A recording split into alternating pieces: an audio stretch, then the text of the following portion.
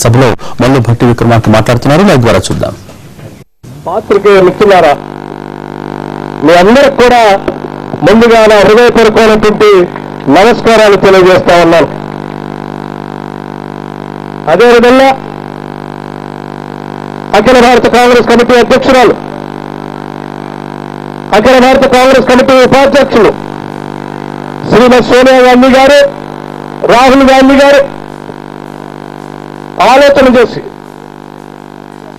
అఖిల భారత కాంగ్రెస్ కమిటీ ప్రధాన కార్యదర్శి దిగ్విజయ్ సింగ్ గారి ఆశీస్సులతో, కుంచయ్య గారి ఆలోచనతో ఈ రాష్ట్రానికి అనేక సంవత్సరాలుగా కాంగ్రెస్ పార్టీకి నాయకత్వం వహిస్తున్నటువంటి పెద్దల ఆశీస్సులతో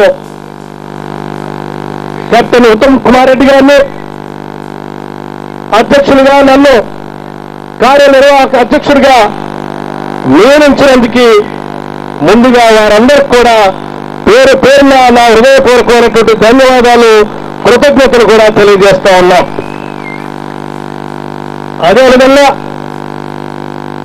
స్నేహితులారా, మీ అందరికీ తెలియని కాదు, ప్రపంచవ్యాప్తంగా ఈరోజు మహిళా దినోత్సవాన్ని మనం జరుపుకుంటూ ఉన్నాం.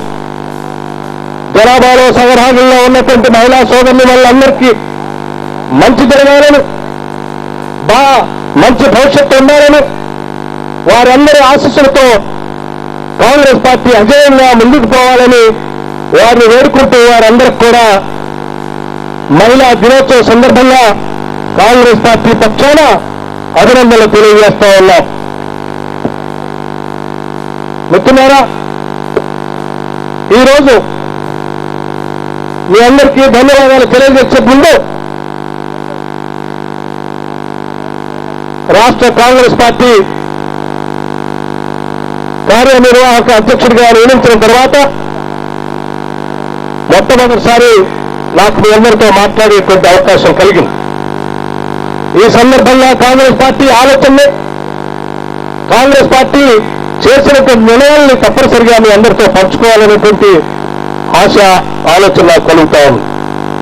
ఎక్కువ సమయం తీసుకోకుండా, మీకు తెలియదు కాదు, 6 దశాబ్దాలుగా ఈ ప్రాంతంలో ఉన్నటువంటి ప్రజానికం తెలంగాణ రాష్ట్రం కావాలని, తెలంగాణ రాష్ట్రం ఏర్పడాలని, తెలంగాణ రాష్ట్రం ఏర్పడితే ఆ ఏర్పడినటువంటి రాష్ట్రంలో నిరుద్యోగ యువకులందరికీ ఉద్యోగాలు దొరుకుతాయని, తెలంగాణ రాష్ట్రం ఏర్పడితే ఆ ఏర్పడినటువంటి రాష్ట్రంలో పుట్టిన ప్రతి బిడ్డకు కూడా చదువుకోవడానికి కావలసినటువంటి ఆర్థిక వనరులు సమకూరుతాయని, తెలంగాణ రాష్ట్రం ఏర్పడితే ఈ తెలంగాణ రాష్ట్రంలో ప్రవహిస్తున్నటువంటి జీవనదుల్లో ప్రవహించే నీరు వృధాగా ఉప్పు సముద్రంలో కలిసిపోకుండా తెలంగాణ రాష్ట్రంలో ఉన్నటువంటి బీడు భూములకి మళ్లించబడతాయి, తద్వారా సస్యశ్యామలంగా మారుతుందని ఆశ రైతులకి, తెలంగాణలో ఉన్నటువంటి సహజ వనరులన్నీ కూడా తెలంగాణ ప్రజానికానికి సమంగా పంచబడి సమసమాజ స్థాపన జరగబడుతుందని, అంతిమంగా సామాజిక తెలంగాణ ఏర్పడుతుందని అనేక మంది పోరాటాలు చేశారు, ఆశపడ్డారు. పోరాటాలకి, ఆశలు గుర్తించినటువంటి మన అధినాయకురాలు, అఖిల భారత కాంగ్రెస్ కమిటీ అధ్యక్షురాలు ఆలోచన చేశారు. 6 దశాబ్దాలుగా ఈ ప్రాంతంలో ఉన్నటువంటి ప్రజలకు పోరాటం చేస్తూ ఉన్నారు. వాళ్ళ ఆలోచనలు, ఆశలను నిజం చేయాలనేటువంటి దృఢ సంకల్పంతో చట్టపరంగా ఈ రాష్ట్రాన్ని ఏర్పాటు చేయడానికి కావాల్సినటువంటి బలం ఇటు ఈ రాష్ట్రంలో శాసనసభలో కానీ, అటు పార్లమెంట్లో కానీ లేకపోయినప్పటికి కూడా, అనుకూలమైనటువంటి పరిస్థితులు లేకపోయినప్పటికి కూడా ఈ రాష్ట్ర ప్రజానికి యొక్క కోరికలు తీర్చాలనేటువంటి ఆలోచనతో, వజ్ర సంకల్పంతో ఉక్కు మహిళగా సిడబ్ల్యూసీలో తెలంగాణ రాష్ట్రం ఇవ్వటం కోసం నిర్ణయం చేసి, ఆ తర్వాత క్యాబినెట్లో నిర్ణయం చేసి, ఆ తర్వాత ఆనాటి ఆంధ్రప్రదేశ్ శాసనసభకి ఆ బిల్లుని, రీఆర్గనైజేషన్ బిల్లు చట్టపరంగా పార్లమెంట్లో చేయడానికి ఆనాటి ఆంధ్రప్రదేశ్ శాసనసభలో ప్రవేశపెట్టి తిరిగి తెప్పించుకోవటం కోసం నిర్ణయం చేసినప్పుడు ఆనాడు అందరూ ఆలోచన చేశారు, ఈ శాసనసభలో బలం లేదు కదా, ఈ బిల్లుల్ని శాసనసభలో ప్రవేశపెట్టే ఇబ్బంది కదా, ఇది సాధ్యమవుతుందా అని ఆలోచన కూడా చేశారు. సాధ్యం కాదని కూడా చాలా మంది చెప్పారు పెద్దలు. అటువంటి పరిస్థితుల్లో ఆనాడు ఉమ్మడి ఆంధ్రప్రదేశ్ రాష్ట్రంలో ఉపసభాపతిగా నేను ఆ ప్రక్రియలో భాగస్వామిగా ఉన్నటువంటి వ్యక్తిగా మీ అందరి దృష్టికి ఒక విషయం తీసుకురాదలుచుకున్నాను. నిజంగా ఆనాటి పరిస్థితులు అనుకూలంగా లేకపోయినప్పటికీ కూడా తెలంగాణ ప్రాంత ప్రజానిక యొక్క ఆశల్ని ఆకాంక్షలు నెరవేర్చాలనేటువంటి ఆలోచనతో ఆనాటి లెజిస్లేటివ్ అఫైర్స్ మినిస్టర్గా ఉన్నటువంటి శ్రీధర్ బాబు గారు ఆ బిల్లుని శాసనసభలో ప్రవేశపెడతాం. ఆ బిల్లుని ప్రవేశపెట్టేటువంటి సందర్భంలో సభాపతి స్థానంలో మీరు కూర్చొని దాన్ని చర్చకు అనుమతించి బిల్లు ఇక్కడి నుంచి మొదలైంది అని చెప్పేటువంటి పరిస్థితిని మనం కల్పించాలని శ్రీధర్ బాబు గారు నేను మాట్లాడుకుని ఆనాటి ఆ బిల్లుని అనుకోలేనటువంటి పరిస్థితులు లేకపోయినప్పుడు కూడా ఈ రాష్ట్రం ఏర్పడటానికి చట్టపరంగా ఈ రాష్ట్రం ఏర్పడటానికి కావలసినటువంటి ప్రాథమికమైనటువంటి చట్టపరమైనటువంటి అంశాన్ని ఈ చట్టసభలో తీసుకొని వచ్చి ఏర్పాటు చేసి పంపించినటువంటి సంగతిని కూడా మీ అందరికీ గుర్తు చేయదలుచుకున్నాం. ఆ సందర్భంలో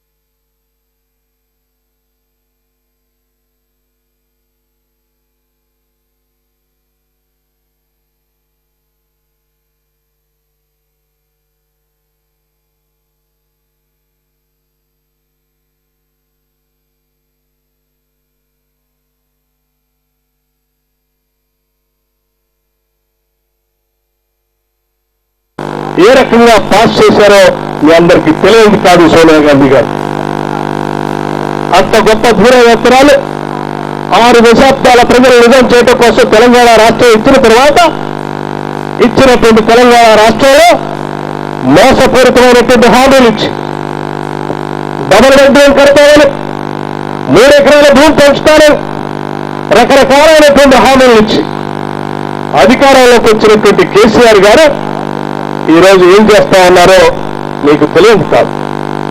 స్నేహితులలో ఒక్కసారి ఆలోచన చేయండి. నేను ఒక్క విషయం మీ దృష్టికి తీసుకొని రావాల్సుకున్నాను.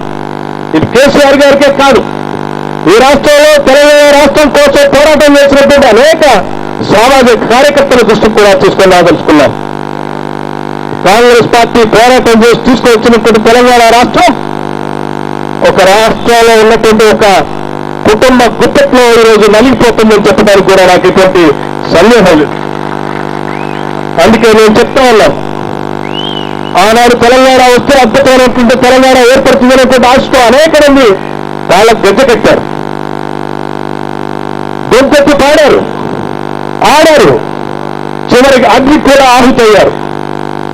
ఆ ఆహుతైనటువంటి వాళ్ళందరూ, ఆడినటువంటి వాళ్ళు, పాడినటువంటి వాళ్ళందరూ కూడా ఒక్కటే ఆలోచన చేశారు. ఆ వచ్చేటువంటి తెలంగాణ రాష్ట్రం సర్వస్వతంత్రంగా ఉన్నటువంటి ప్రజాతంత్ర సామాజిక తెలంగాణ రావాలని కోరుకున్నారు. కానీ దురదృష్టం, ఆ ఆడినటువంటి వాళ్ళ ఆటలు, పాడినటువంటి వాళ్ళ పాటలు, ఆత్మార్పణ చేసినటువంటి ఆ నాయకులు వాళ్ళందరూ కూడా ఆత్మలన్నీ కూడా ఘోషించేటట్టుగా ఈ రోజు సర్వస్వతంత్ర ప్రజాతంత్ర సామాజిక తెలంగాణ నుంచి కేవలం సకుటుంబ బంధుమిత్ర సపరివార పరిపాలన ఉన్నటువంటి తెలంగాణగా ఈ కేసీఆర్ గారు తయారు చేసి పరిపాలన చేస్తా ఉంటే ఆ రాను పోరాటం చేసినటువంటి వాళ్ళందరికీ నేను ఒకటే విజ్ఞప్తి చేస్తా ఉన్నాను. అయ్యా, మా కాంగ్రెస్ ఎంపీలు కానీ, మా కాంగ్రెస్ పార్టీకి సంబంధించినటువంటి మంత్రులు కానీ, శాసనసభ్యులు కానీ, మా నాయకులు సోనియా గాంధీ గారు కానీ ఆలోచన చేసి ఇచ్చినటువంటి తెలంగాణ ఈ కుటుంబం కోసం కాదు. ఈ తెలంగాణలో ఉన్నటువంటి 4 కోట్ల మంది ప్రజానికి బాగుండాలని ఆలోచన చేసి ఇచ్చారు. కేవలం ఆ 4 బాగుండాలని తెలంగాణ ఇవ్వలేదు, 4 కోసం తెలంగాణ ఇవ్వలేదు. 4 కోట్ల మంది ప్రజానికి సుభిక్షంగా ఉండాలి, సస్యశ్యామలంగా ఉండాలి, సర్వ స్వతంత్ర పరిపాలన జరిగేటువంటి తెలంగాణగా ఉండాలి. ఈ రాష్ట్రంలో సహజ వనరులు అందరూ కూడా సమానంగా పంచబడాలనేటువంటి ఆలోచనతో తెలంగాణ రాష్ట్రం ఇచ్చారు. ఇచ్చినటువంటి రాష్ట్రాన్ని మోసపూరితమైన విధంగా అధికారాలకు వచ్చిన దగ్గర నుంచి సాధ్యమైనంత వరకు ఆలోచన చేస్తా ఉన్నాం. ఈ రాష్ట్రంలో ఉన్నటువంటి ఏ పార్టీ గురించి మాకు భయం లేదు. ఈ రాష్ట్రంలో కేవలం కాంగ్రెస్ పార్టీతో ఒక్కదానితోనే మనకు భయం. కాబట్టి కాంగ్రెస్ పార్టీని ఒక్కదాన్ని టార్గెట్ చేసుకొని ఈ రాష్ట్రంలో కాంగ్రెస్ పార్టీ లేకుండా చేస్తే చాలనేటువంటి ఏకైక ఎజెండా పెట్టుకొని ముందుకు పోతా ఉన్నాం. కేసీఆర్ గారు దయచేసి ఒక్కసారి ఆలోచన చేయండి. కాంగ్రెస్ పార్టీ నువ్వు పెట్టుకున్నటువంటి ఎజెండాకి తల ఒగ్గేది కాదని మాత్రం నేను చాలా స్పష్టంగా చెప్పదలుచుకున్నాను. ఎందుకంటే కాంగ్రెస్ పార్టీ చరిత్ర గురించి కానీ, కాంగ్రెస్ పార్టీ త్యాగాల గురించి కానీ, ఈ కాంగ్రెస్ పార్టీకి నాయకత్వం వహించినటువంటి నాయకుల యొక్క ఆలోచన గురించి కానీ తెలియనటువంటి అమాయకులు మాత్రమే ఆ రకంగా ఆలోచన చేయగలరు. ఈ దేశంలో కాంగ్రెస్ పార్టీ ఆనాడు మొదలుపెట్టిన దగ్గర నుంచి ఈనాటి వరకు కూడా అధికారం కోసం ఏనాడు వెంపర్లాడలేదు. కేవలం ఈ జాతి మొత్తానికి కూడా స్వాతంత్రం తీసుకొని రావాలనేటువంటి ఆలోచనతో మొదలుపెట్టినటువంటి కాంగ్రెస్ పార్టీ ఆనాటి నుంచి ఈనాటికి కూడా అధికారం కోసం కాకుండా దేశంలో ఉన్నటువంటి అన్ని వర్గాల వారిని, కులాలని, మతాలని, ప్రాంతాలను అందరూ కూడా కలుపుకొని పోయి సమిష్టిగా ఈ భారతదేశ నిర్మాణం జరగాలనేటువంటి ఆలోచనతో ముందుకు వెళ్ళారు. అందులో భాగంగానే మీ అందరికీ తెలియదు కాదు, ఈ మధ్య ఈ రాష్ట్రంలో కానీ దేశంలో కానీ పరిపాలన చేస్తున్నటువంటి ప్రభుత్వాల వల్ల ఈ దేశానికి ముప్పు వాటిల్లుతుందని కూడా చెప్పడానికి నాకు ఎటువంటి సందేహం లేదు. ఆనాడు కేవలం ఒక రాజకీయ పార్టీగా ఈ దేశానికి స్వాతంత్రం తీసుకురావడం ఒక్కటే ఎజెండాగా పెట్టుకోకుండా ఈ దేశంలో ఉన్నటువంటి అనేక సామాజిక రుగ్మతలను కూడా తొలగించడం కోసం కాంగ్రెస్ పార్టీ ఆలోచన చేసింది. అందులో భాగంగానే అర్జున జనోద్యమం కానీ, లేకపోతే టర్కీలో ఉన్నటువంటి ఆనాటి ఖలీఫాని బ్రిటిష్ సామ్రాజ్యవాద శక్తులు తొలగిస్తా ఉంటే ఈ దేశంలో ఉన్నటువంటి ముస్లిం మైనార్టీ సోదరులందరూ కూడా టర్కీలో ఉన్నటువంటి ఖలీఫాని దేవుడిగా, వారి నాయకుడిగా గుర్తిస్తున్నటువంటి పరిస్థితిలో ఈ దేశంలో ఉన్నటువంటి ముస్లిం సోదరులకు కూడా కాంగ్రెస్ పార్టీ అండగా ఉంటుందని చెప్పడం కోసం ఖిలాఫత్ మూమెంట్ తీసుకొని మహాత్మా గాంధీ పెద్ద ఎత్తున హిందూ ముస్లిం భాయి భాయి ఒక పెద్ద స్లోగన్ ఇచ్చారు. అటు అరిజన్ జనార్దనే ఇటు హిందూ ముస్లింలు కలుపుతూ ఈ జాతి నిర్మాణం కోసం పెద్ద ఎత్తున కాంగ్రెస్ పార్టీ పనిచేసుకుంటూ వచ్చింది. ఈ వచ్చేటువంటి సందర్భంలో అనేక సంఘటనలు ఎదురైనప్పటికీ కూడా ఏనాడు ఎన్నట్టు వెనకడుగు వేయలేదు. మీకు తెలియంది కాదు, ఆనాడు కాంగ్రెస్ పార్టీకి సంబంధించినటువంటి నాయకులు ఎన్ని త్యాగాలు చేశారో, ఎన్ని పోరాటాలు చేశారో, ఈ దేశానికి జాతిపితగా పిలువబడేటువంటి మహాత్మా గాంధీ ఈ దేశం కోసం ఏం చేశారో కూడా మీకు తెలియదు కాదు. నేను ఆ ఉదంతాన్ని తప్పనిసరిగా మీ అందరితో పంచుకోవాలనుకుంటున్నాను. కారణం, ఈనాడు దేశంలో సామ్రాజ్యవాద శక్తుల గురించి ఆలోచన చేస్తా ఉన్నాం. నాకు తెలిసి సామ్రాజ్యవాద శక్తుల కంటే కూడా మతతత్వ శక్తులు అత్యంత భయంకరమైనటువంటి వాడు. పూజ్య బాపూజీ మహాత్మా గాంధీ ఈ దేశానికి స్వాతంత్రం తీసుకొని వచ్చిన తర్వాత ఆనాడు పెద్ద ఎత్తున రవిస్తున్నటువంటి బ్రిటిష్ సామ్రాజ్యానికి వ్యతిరేకంగా పోరాటం చేస్తున్నప్పుడు కూడా కనీసం ఆయన మీద చేయటానికి కూడా భయపడినటువంటి బ్రిటిష్ వాళ్ళ గురించి కూడా మనకు తెలుసు. కానీ తీసుకొచ్చినటువంటి స్వాతంత్ర భారతదేశంలో మత ఛాందస్వాదులు కేవలం 6 నెలల మాసాలకే మహాత్మా గాంధీని పక్కన పెట్టుకున్నారు.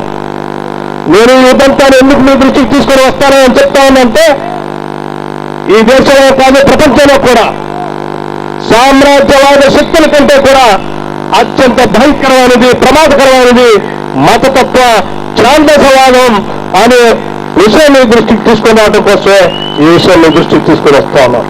అందుకే మరొకసారి ఈ భారతదేశంలో భారతీయ జనతా పార్టీ మోడీ నాయకత్వంలో జరుగుతున్నటువంటి పరిణామాలను తప్పనిసరిగా గ్రామ గ్రామాల మనం కాంగ్రెస్ కార్యకర్తలు తీసుకుని వెళ్ళాలి. తద్వారా కాంగ్రెస్ పార్టీ ద్వారానే ఈ దేశాన్ని రక్షించుకోబడతామని చెప్పగలిగే పరిస్థితికి మనం ముందుకు వెళ్ళాలి.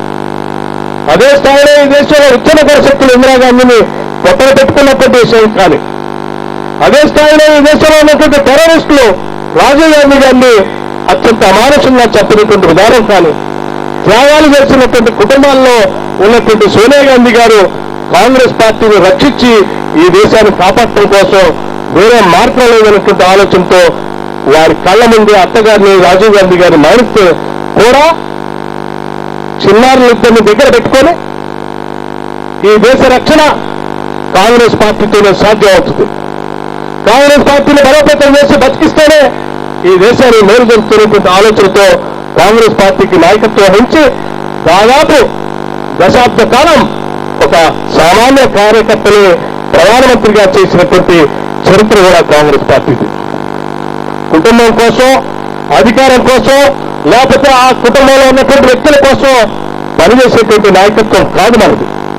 అది చెప్పడం కోసం నేను ఈ ఉదాహరణ చెప్పాను. ఇంతమంది త్యాగగలను, ఇంత చరిత్ర కలిగినటువంటి కాంగ్రెస్ పార్టీకి వారసులుగా, వారి కార్యకర్తలుగా ఈరోజు మనం ఈ రాష్ట్రంలో పనిచేస్తా ఉన్నాం. ఆనాడు స్వాతంత్ర సమరంలో Swaraj is my birth right, తుపాకులు కూడా భయపడకుండా మమ్మల్ని కాల్చండి కానీ నాకు స్వరాజ్యం కావాలని పోరాటం చేసినటువంటి కాంగ్రెస్ పార్టీ నాయకులు మనకి పెద్ద దిక్కు. అటువంటి స్ఫూర్తితో ఈరోజు మనం పనిచేస్తా ఉన్నాం. ఒక పెద్ద నాగేంద్ర గారు మాట్లాడుతూ ఒక మాట చెప్పారు. అధికారంలోకి వచ్చినటువంటి టీఆర్ఎస్ పార్టీ గ్రామ గ్రామాల మండలాల్లో కూడా కాంగ్రెస్ పార్టీ కార్యకర్తలు భయపెడతా ఉంది. పోలీసు వారి చేతులతో అనేక రకాలైనటువంటి తప్పుడు కేసులు బనాయిస్తా ఉంది, బెదిరిస్తా ఉన్నారు, రకరకాలైనటువంటి ఇబ్బందులు పెడతా ఉన్నారు. నిజమే, ఈ నాయకుడికి ప్రజాస్వామ్యం మీద నమ్మకం లేదు. కేవలం అధికారం మీద నమ్మకం మాత్రమే ఉండి కాంగ్రెస్ పార్టీ కార్యకర్తల మీద, నాయకుల మీద, శాసనసభ్యుల మీద దృష్టి సారించి ఆ రకంగా ఆయన పార్టీని బలోపేతం చేసుకునే తద్వారా కాంగ్రెస్ పార్టీ లేకుండా చేయాలనేటువంటి ఆలోచన చేస్తా ఉన్నారు. నేను ఒక్క విషయం కేసీఆర్ గారి దృష్టికి తీసుకొని రాదలుచుకున్నాను. అంత పెద్ద పోరాటం చేసినటువంటి కాంగ్రెస్ పార్టీ నాయకులు, ఆ పార్టీకి వారసులుగా ఉన్నటువంటి నేటి కార్యకర్తలు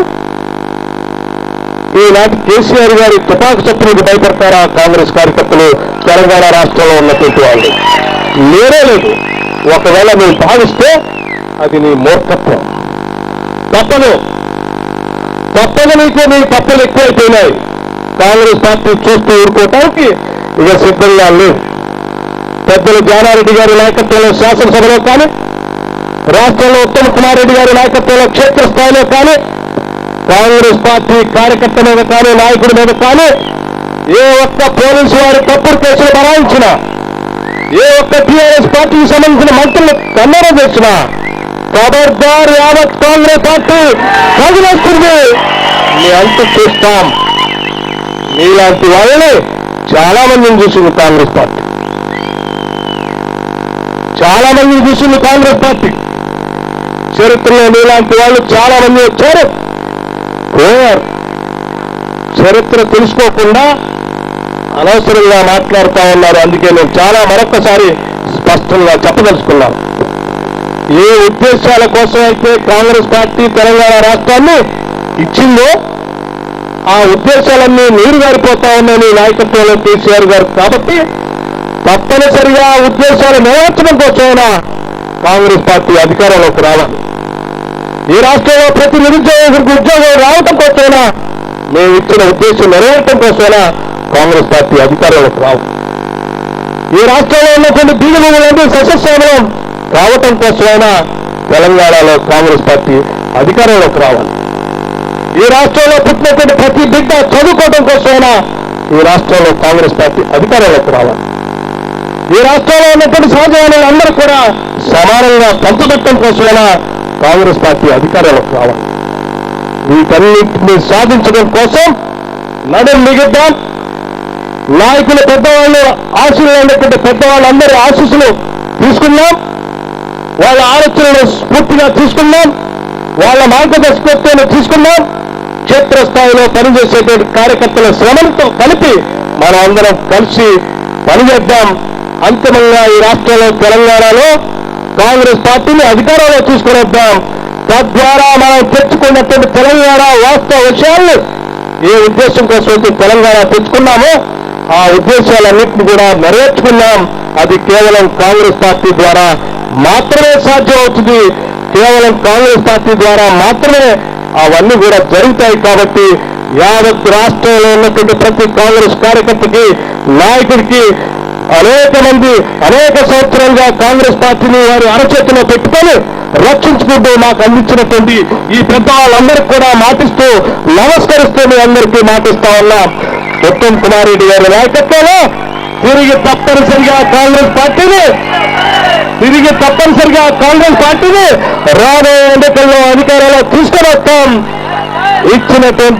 తెచ్చినటువంటి తెలంగాణ కోరికని తీరుస్తామని చెప్పి సవినయంగా మనం చేస్తూ ఈ రాష్ట్రంలో ఉన్నటువంటి యువకులందరూ కూడా కలిసి రావాల్సిందిగా కోరుతూ సెలవు తీసుకుంటూ ఉన్నాం. జై Hind. Thank you very much.